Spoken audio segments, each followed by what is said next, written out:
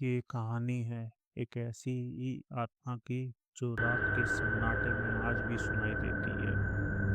एक प्रेतात्मा जिसकी पीड़ा और बदला आपके रोंगटे खड़े कर देगा। आत्मा की कहानी। राधा अपनी कार पहाड़ों के बीच के उस छोटे गांव में लाई। हवा ठंडी थी और आसपास की खामोशी कुछ ज्यादा ही भारी लग रही थी। हवेली पुरानी और जर्जर थी, लेकिन राधा को उससे लगाव था। उसने सोचा, यहाँ कुछ दिन अकेले रहना मेरे लिए अच्छा रहेगा। अंदर कदम रखते ही उसे पुरानी लकड़ी की खुशबू मिली। दीवारों पर दादी की तस्वीरें टंगी थी, जिनमें उसकी मुस्कुराहट कहीं गुम थी। रात होते होते हवेली में अजीब सी चीखें सुनाई देने लगी। राधा ने दरवाजा बंद किया, लेकिन आवाजें बंद नहीं हुई। अचानक बिजली चली गई और वह पूरी तरह अंधेरे में डूब गई। उसने कानों में फुसफुसाहट गूंजने लगी। तुम यहाँ क्यों आई? राधा की सांस तेज हो गई। राधा मन में, शहर की जिंदगी से दूर ये पहाड़, ये शांति, यही तो चाहिए था मुझे। गाड़ी एक सकरी घुमावदार सड़क पर चल रही थी। चारों तरफ ऊंचे पेड़ और कुहासा फैला था। मोबाइल नेटवर्क भी पूरी तरह गायब था। उसने पुरानी लकड़ी के गेट के सामने गाड़ी रोकी। यही थी उसकी दादी की हवेली। राधा ने दरवाजा खोला। धूल भरी सीढ़ियाँ, पुरानी दीवारों पर टंगी तस्वीरें और सड़े हुए लकड़ी की बू। वह हाल में गई। वहाँ एक झूमर भी लटका था, झूलता हुआ, जिसे किसी ने अभी छुआ हो। राधा मुस्कुराते हुए, इतनी पुरानी होने के बावजूद इस घर में कुछ है, कुछ अपना। वह कमरे की सफाई करने लगी, फिर थककर अपने पलंग पर लेट गई। नींद जैसे ही आने लगी, एक दरवाजा खुद ब खुद चर करके खुला। राधा उठी और टॉर्च लेकर उस ओर बढ़ी। उसने देखा, पुराने कमरे में एक आईना था। जैसे ही उसने आईने में झांका, पीछे से एक परछाई भागती हुई दिखी। वह पलटी, कुछ नहीं था। शायद थकान की वजह से कुछ दिखा होगा, लेकिन तभी आईने पर उभरा एक शब्द, लौट जाओ। रात के 12 बजे बिजली चली गई। राधा ने टॉर्च ऑन की, लेकिन उसमें सिर्फ भरभराहट हुई। तभी सीढ़ियों से किसी के धीरे धीरे उतरने की आवाज आने लगी। ठक ठक ठक। राधा बिस्तर पर जमी हुई थी। आवाज रुक गई। उसके कमरे का दरवाजा धीरे से खुला और फिर वह एक उदासी आवाज आई, तुम्हें नहीं आना चाहिए था। सूरज की हल्की रोशनी खिड़की से अंदर आ रही थी। राधा सोफे पर ही बैठी थी। पूरी रात सो नहीं पाई थी। चेहरे पर डर की लकीरें थी। कल रात जो हुआ वो सपना नहीं था। आईने पर लिखा हुआ दरवाजा खुद ब खुद खुलना, आवाजें, सब कुछ असली था। वह उठकर रसोई में गई, लेकिन जैसे ही नल खोला, नल से पानी के बजाय काली चिपचिपी तरल चीज वह निकली। वह घबराकर पीछे हटी। उसकी सांसें तेज हो गईं। राधा घर के स्टोर रूम में गई। वहाँ पुरानी चीजें, संदूक और धूल जमी किताबें पड़ी थी। एक संदूक में उसे एक पुरानी डायरी मिली, जिस पर लिखा था, रमाबाई, 1942। उसने पहले पन्ने को पढ़ा। आज फिर वह लड़की आई थी, वही जिसकी आंखें काली थी और चेहरा बिना भाव का। मैं जानती हूँ वो इंसान नहीं। राधा का गला सूखने लगा। वह अगले पन्ने पर गई। उन्होंने कहा, इसे मत बुलाओ, लेकिन मैंने बुला लिया। अब यहाँ से नहीं जाएगी। अब ये हवेली उसकी है। यह डायरी मेरी दादी की है। राधा गांव के मंदिर की ओर गई, जहाँ एक बूढ़े बाबा बैठे थे, बाबा सोमेश। बाबा, क्या आप इस हवेली के बारे में कुछ जानते हैं? बाबा सोमेश ने उसकी आंखों में देखा और ठंडी आंस छोड़ी।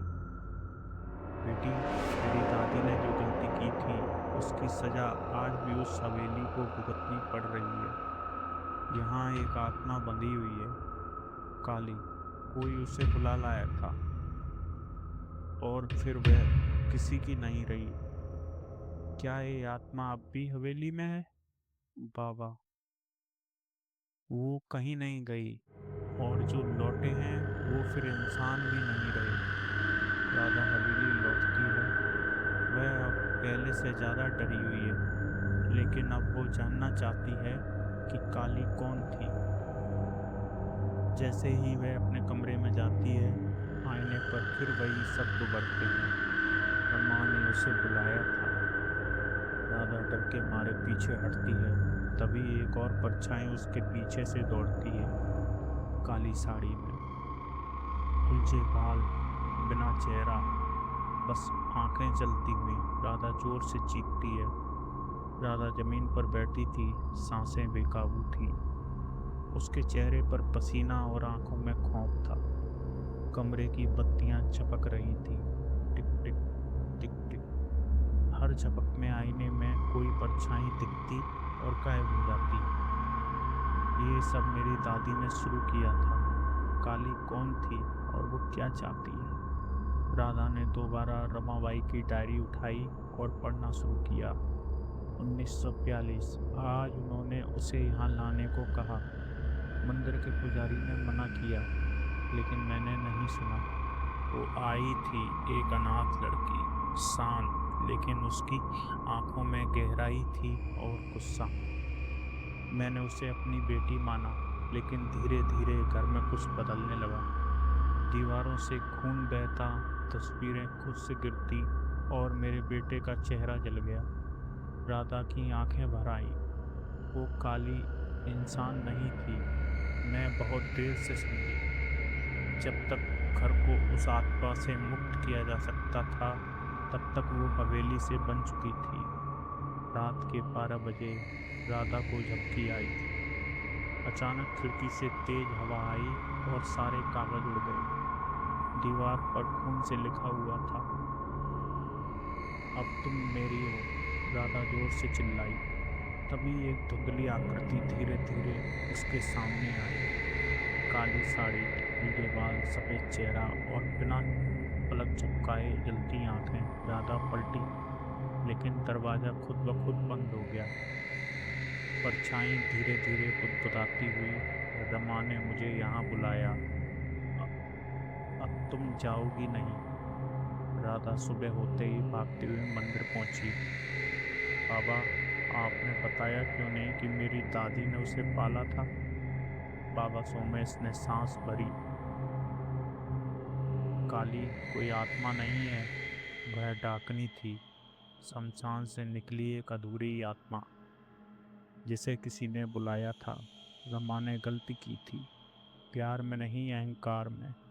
अब उसे मुक्ति चाहिए या एक नया शरीर। राधा कांप गई। कौन कौन, किसका शरीर? बाबा, तुम्हारा। राधा हवेली लौटती है, लेकिन इस बार डर के साथ योजना भी है। वह पुराने संदूक से एक तांत्रिक रक्षा सूत्र, हवन सामग्रियां और एक पुराना यंत्र निकालती है। उसने दादी की एक और डायरी के आखिरी पन्ने पर लिखा पाया, अगर कोई मेरी गलती को सुधार सके, तो सिर्फ वही जो मेरा खून हो, जो न डरे, जो सामना करे। रात के सन्नाटे में हवेली और भी डरावनी लग रही थी। हर दीवार में फुसफुसाते आ रही थी, जैसे कोई छुपा हुआ निगरानी कर रहा हो। राधा ने हवन सामग्रियां तैयार कर ली थी। उसके हाथ कांप रहे थे, लेकिन इरादा पक्का था। राधा ने तांत्रिक यंत्र के सामने बैठकर मंत्र पढ़ना शुरू किया। ओम भूर्भुवः स्वः। धीरे धीरे कमरे में हवा घूमने लगी, मोमबत्तियां तेज जलने लगीं, और हवेली की दीवारों पर छायाएं नाचने लगीं। अचानक एक तेज ठंडी हवा चली और कमरे का दरवाज़ा जोर से बंद हो गया। परछाई उभरी, वहीं काली साड़ी वाली आकृति, आंखों में अग्नि जल रही थी। काली गरजते हुए, तुम्हें भागना होगा, नहीं तो तुम्हें भी पकड़ लूंगी। राधा डरी नहीं। वह अपने हाथ में तांत्रिक रक्षा सूत्र उठाए खड़ी रही। परछाई ने जोर से चीखा और कमरे में अंधेरा छा गया। लेकिन राधा ने मंत्र तेज किया। एक तेज रोशनी निकली जिसने काली के चेहरे को झकझोर दिया। परछाई दर्द से गर्जा और धीमी होने लगी। राधा ने आगे बढ़कर कहा, मैं जानती हूँ तुम्हारा दर्द, लेकिन मैं तुम्हें आज़ाद करूँगी, फिर चाहे मेरी जान ही क्यों ना जाए। आत्मा धीमी होने लगी और उसकी आवाज़ नरम हो गई। काली, रमा ने मुझे धोखा दिया, उसे प्यार किया पर छुआ नहीं। मैंने बदला लिया, पर अब मैं थक गई हूँ, मुक्ति चाहती हूँ। राधा ने उसकी पीड़ा महसूस की। कमरे में शांति लौट आई थी, लेकिन हवा अब भी भारी थी। काली की आत्मा अधूरी सी दिखाई दी। उसके चेहरे पे अब गुस्सा नहीं, सिर्फ थकावट और खालीपन था। काली बोली, रमा ने मुझे बुलाया था, वादा किया था मुझे अपनाने का, लेकिन जब सबने मुझसे डरना शुरू किया, उसने भी मुंह फेर लिया। उसने मुंह बंद कर दिया। इसी हवेली में, इसी कमरे में तन से बांध दिया। राधा की आंख भर आई। वह समझने लगी थी कि यह आत्मा बुरी नहीं थी, वह सिर्फ धोखा का ही थी। राधा ने फिर से डायरी पढ़ी। आखिरी पन्नों में दादी में रमा ने कुछ संकेत दिए थे। अगर कोई काली को सच में समझे, उसे अपनाए बिना डरे, तो उसका बंधन टूट सकता है। मैं वही बनूंगी जो दादा नहीं बन सकी। राधा फिर से बाबा सोमेश के पास जाती है। बाबा कुछ समय सोचते हैं, फिर कहते हैं, अगर तू उसे सच्चे मन से अपनाए, आत्मा तुझसे बन जाएगी या मुक्त हो जाएगी। यह सब तेरे मन की शक्ति पर निर्भर करेगा। तैयार हो? हाँ, मुझे इसे खत्म करना ही होगा। बाबा उसे एक विशेष ताबीज और राख सौंपते हैं, शमशान की भस्म, जो आत्मा को रूप बदलने से रोकती है। राधा हवेली लौटती है। इस बार उसका चेहरा शांत है, लेकिन उसके भीतर युद्ध छिड़ा है। वह आईने के सामने खड़ी होती है और काली से कहती है, आज मैं तुम्हें बांधने नहीं, तुम्हें समझाने आई हूँ। धीरे धीरे धूल छट उठती है और आत्मा सामने प्रकट होती है। आत्मा चारों ओर आग जैसा वातावरण बनाती है। हवेली हिलने लगती है। क्या तुम मुझसे डरती नहीं? राधा, डरने के बावजूद डरती हूँ, पर भागूंगी नहीं। तुम्हें अपनाती हूँ जैसी तुम हो। आत्मा एक पल को चुप हो जाती है, फिर हवेली शांत हो जाती है। परछाई अब स्पष्ट रूप से राधा की ओर देखती है। काली धीरे धीरे, अगर तुमने सच कहा तो मैं जाऊंगी। एक तेज प्रकाश फैलता है। काली की आत्मा हवा में उड़ने लगती है, जैसे किसी ने भारी बोझ उतार दिया हो। आत्मा के गायब होते ही हवेली में एक अजीब सी शांति फैल गई। हवा स्थिर हो गई, दीवारों से खून के निशान मिट गए। आईना अब साफ दिख रहा था, कोई परछाई नहीं। राधा ने राहत की सांस ली, शायद ये खत्म हो गया। उसने पहली बार हवेली के अंदर चैन की नींद ली। अगली सुबह राधा ने दरवाज़ा खोला और बाहर की ताज़ी हवा में सांस ली। लेकिन जब उसने घर के सामने देखा, दरवाजे पर राख से लिखा हुआ था, मैं अब भी यहीं हूँ। राधा का दिल फिर से कांप उठा। राधा दोबारा मंदिर पहुंची, लेकिन बाबा सोमेश नहीं मिले। एक नौजवान पुजारी ने बताया, बाबा सोमेश तो 5 साल पहले ही गुजर चुके हैं। आप किससे बात कर रही थी? राधा का दिमाग सुन्न हो गया। क्या? नहीं, मैं तो हर दिन। तो क्या बाबा सोमेश की आत्मा ही उससे बात कर रही थी? और अगर वह आत्मा थी तो उसे क्या चाहिए था? हवेली लौटते हुए राधा ने स्टोर रूम में एक पुराना संदूक देखा जिसे अब तक उसने नहीं छुआ था। उसने जैसे ही उसे खोला, अंदर थी एक पुरानी सफेद पोशाक, खून से सनी। नीचे एक पत्र रखा था। अगर तुम ये पढ़ रही हो तो जान लो, काली को कभी मुक्ति नहीं मिली। मैंने उसे बांध दिया था, लेकिन वो अब भी मुझसे जुड़ी हुई है। अगर कोई मेरा खून, मेरी वंशज उसके पास गया तो वो उसे छोड़कर नहीं जाएगी। रमा, राधा को महसूस हुआ मुक्ति का नाटक सिर्फ एक चाल था। काली अब उसी से जुड़ गई थी। राधा ने आईने में झांका, इस बार खुद की आंखों में देखा और उसमें हल्की लाल चमक थी। पीछे खड़ी एक परछाई, वही काली, अब उसके अंदर थी। काली, मैं अब बाहर नहीं, तेरे भीतर हूँ। अब डर बाहर नहीं, राधा के अंदर है। काली अब उसका हिस्सा है। क्या राधा उससे मुक्त हो पाएगी या धीरे धीरे खुद काली बन जाएगी? राधा अब रोज अपने शरीर में एक अजीब बदलाव महसूस कर रही थी। आंखों का रंग हल्का लाल होने लगा था और उसकी आवाज में कभी कभी कोई और साए की गूंज सुनाई देती थी। ये क्या हो रहा है? मैं कौन हूँ? कहीं मैं खो तो नहीं रही? राधा के सपनों में अब काली बार बार आती, उसकी आवाज में खींचतान, उसकी बातें अपमानजनक।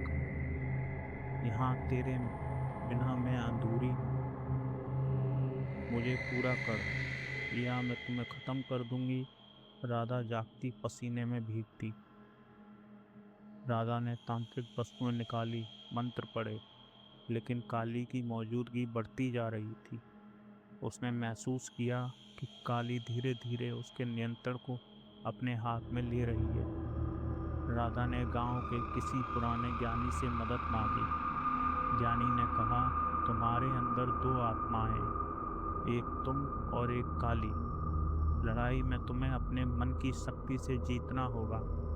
राधा ने अपने मन को मजबूत किया, काली के साथ होने वाले आखिरी टकराव की तैयारी शुरू की। राधा अब थक चुकी थी, शारीरिक रूप से भी और मानसिक रूप से भी। काली की आवाज अब हर पल उसके अंदर गूंजती थी। अब तो मैं हूँ और मैं तुम नहीं। ये मेरा शरीर है, मेरी आत्मा है, मैं तेरे अधीन नहीं हूँ। पुराने ग्रंथों और डायरी को पढ़ने के बाद राधा को पता चला, काली को हराने का एक ही रास्ता है, आत्मतिक शुद्धि का हवन, जिसमें राधा खुद अपनी आत्मा की परीक्षा लेगी। अगर मैं डगमगाई तो काली जीत जाएगी, अगर डटी रही तो वो नष्ट हो जाएगी।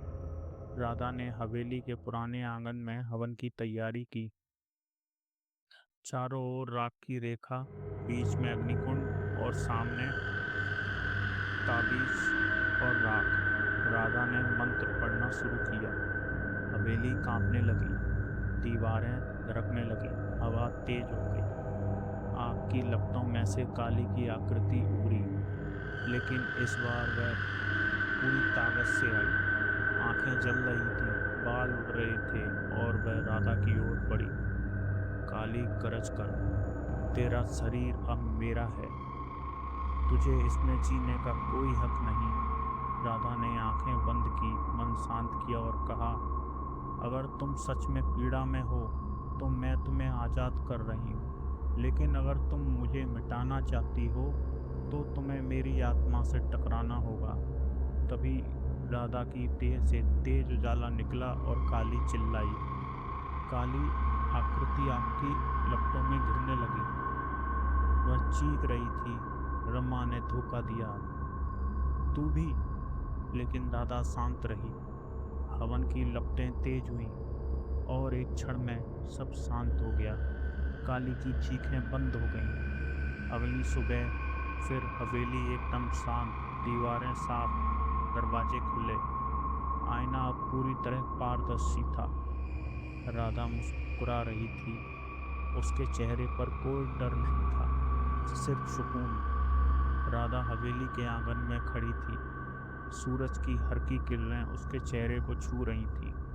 शांत वातावरण, पक्षियों की चहचहाट, सब कुछ सामान लग रहा था। राधा ने सोचा शायद सच में अब सब खत्म हो गया है। लेकिन तभी हवेली के अंदर से एक धीमी फुसफुसाहट सुनाई देती है। एक आवाज जो दूर से आती हुई लग रही थी, पर राधा के कानों में गूंज रही थी। आवाज धीमी, भारी, मैं अभी भी यहाँ हूँ। राधा ने चारों ओर देखा, लेकिन कोई नहीं था। राधा धीरे धीरे घर के अंदर गई। उसने आईने की तरफ देखा। वह परछाई वहाँ थी, लेकिन यह काली नहीं थी। यह एक नई, अजीब परछाई थी। उसके अपने चेहरे का एक विकृत प्रतिबिंब। राधा के मन में संदेह और भय घर करने लगा। क्या वह सचमुच मुक्त हो पाई थी, या यह सब उसके मन का भ्रम था? हवेली की दीवार पर अचानक एक नया चिन्ह उभर आया। एक अजीब तांत्रिक निशान जो पहले कभी वहां नहीं था। राधा ने महसूस किया कि यह अंत नहीं, बल्कि यह नया खतरा शुरू होने वाला है। राधा ने देखा कि हवेली के वातावरण में बदलाव आ रहा है। रातें अब पहले से ज्यादा ठंडी और डरावनी लगने लगी थी। दीवारों पर नए तांत्रिक निशान चमकने लगे। राधा के सपने में काली की आत्मा फिर से प्रकट हुई, लेकिन इस बार छवि बदली हुई थी और वह पहले से ज्यादा शक्तिशाली दिख रही थी। काली धीरे से बोलती है, तुमने मुझे आजाद कर दिया, पर मैं कमजोर नहीं हुई। मैं वापस आऊंगी, और इस बार पूरी ताकत के साथ। राधा ने अपने गांव के बुजुर्गों और तांत्रिकों से मदद मांगी। उन्होंने बताया कि काली एक आत्मा एक नए और खतरनाक रूप में लौट चुकी है। राधा ने हवेली में अपने बचाव के लिए नए तंत्र और मंत्र सीखे। वह जानती थी कि अब लड़ाई आसान नहीं होगी। राधा के सामने अब एक बड़ा संघर्ष था।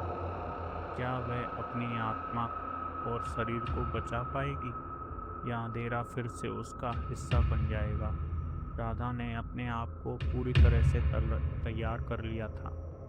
उसने हवेली में तंत्र मंत्र, रक्षा के पवित्र चक्र और ऊर्जा संचित करने वाले यंत्र लगाए थे। रात के समय काली की आत्मा फिर से पूरी तरह ताकत के साथ आई।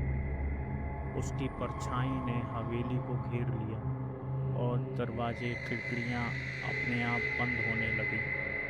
राधा ने हवन किया, मंत्र पढ़े और पूरी ताकत से काली का सामना किया।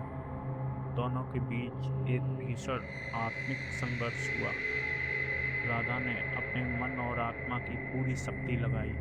अंत में काली की आत्मा एक तेज रोशनी में घुल गई और हवेली शांत हो गई। सूरज की पहली किरणों के साथ हवेली में शांति लौट आई।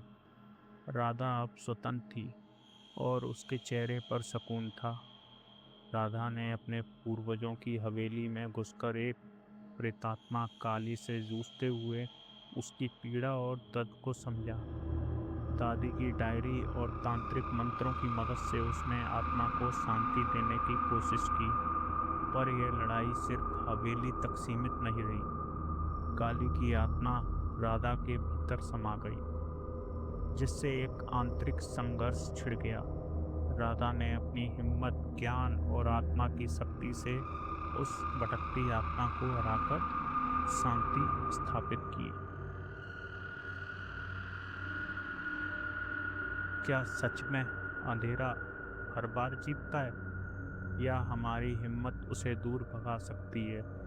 अगर आपकी सांसें अब भी थमी हैं, तो समझिए सिर्फ एक कहानी नहीं, एक अनुभव था। अगर आपको ये कहानी पसंद आई हो तो चैनल को सब्सक्राइब करें, वीडियो को लाइक करें और कमेंट में बताएं कि अगली बार आप कौन सी कहानी सुनना चाहेंगे।